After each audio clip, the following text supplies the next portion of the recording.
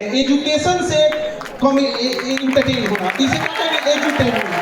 तो आप सब बच्चों को कहते हैं कि मोबाइल से दूर होने के बजाय लहरों में वही डूबता है जिसे तैरने नहीं आता है। जिसे तैरने आता है तो लहरें के रास्ते किनारे हो जाता नहीं हो जाता है।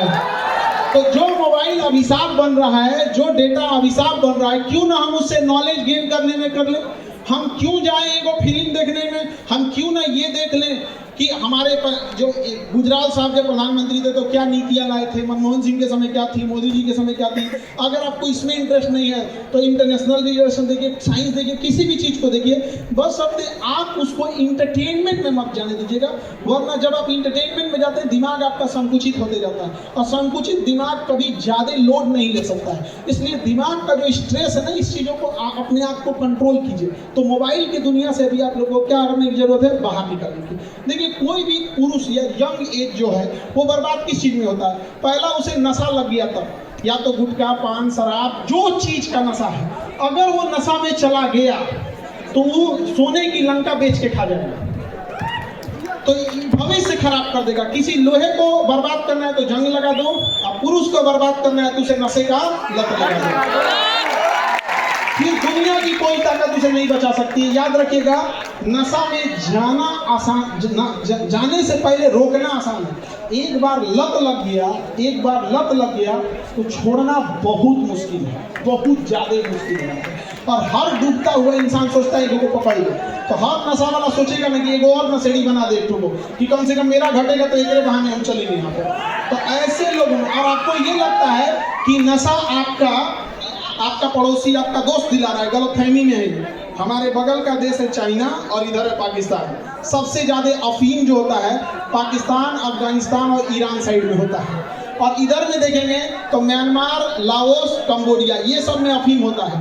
तो एक उधर से अफीम की सप्लाई हो रही है, एक इधर से हो रही है। और हमारा पड़ोसी या कोई भी देश क्या चाहेगा, यंग जनरेशन नशे में क्या हो जाए, बर्बाद हो जाए। और आप लोग को ये लग रहा है कि आपको नशा पड़ोसी दे रहा है तो गलतफहमी में है आप लोग को। ये इंटरनेशनल शिकार हो रहे हैं आप लोग, इससे बच के रहिएगा। आजकल तो एक फैशन हो गया है, मच्छरदानी का फट्टा देखे हैं आप लोग, पातर होता है, बांसवा काट के बनाया जाता है मच्छरदानी के फट्टा।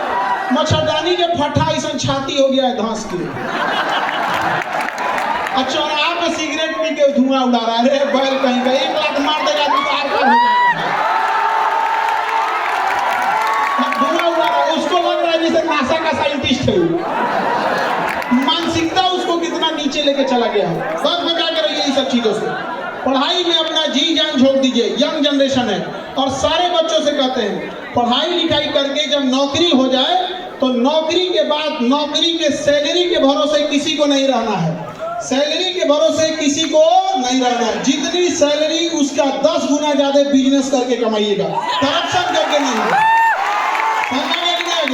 आपको पैसा कमाने का बराबर अधिकार है जितना अंबानी अडानी के लड़के को उतना ही है। लोग कहते हैं कि नौकरी करके कितना मिलेगा। नौकरी हम लोग पैसा कमाने के लिए नहीं, बल्कि समाज के ऊपर जो कलंक लगा है, हमारे यहाँ उतना संसाधन नहीं है तो समाज को दिखाने के लिए है, ताकि माँ बाप को भरोसा हो जाए कि हम बच्चों को पढ़ने के लिए भेजे थे तो पढ़ के दिखा दिया। उससे ज्यादा आप लोग बिजनेस से करिएगा, आप लोग स्किल सीखिएगा, चाहे जो भी स्किल सीखना हो यहाँ पर।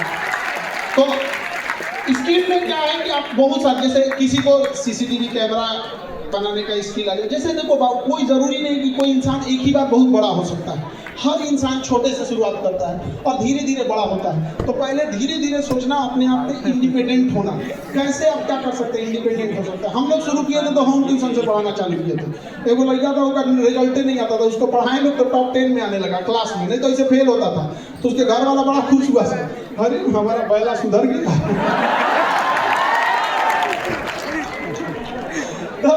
तो हम लोग उनसे गार्जियन पूछे कि क्या इसको जन्म घुट्टी पिलाए हैं कि सुधर गया। हम कहे ना, कोई विद्यार्थी यदि पढ़ाई से भाग रहा है तो उसमें केवल और केवल गलती शिक्षक का है। हम बोलते हैं, हम शिक्षकों ने विद्यार्थी का टेस्ट लेकर उसे फेल करते जाते हैं। जिस दिन ये विद्यार्थी शिक्षकों का टेस्ट लेना चालू कर देगा ना,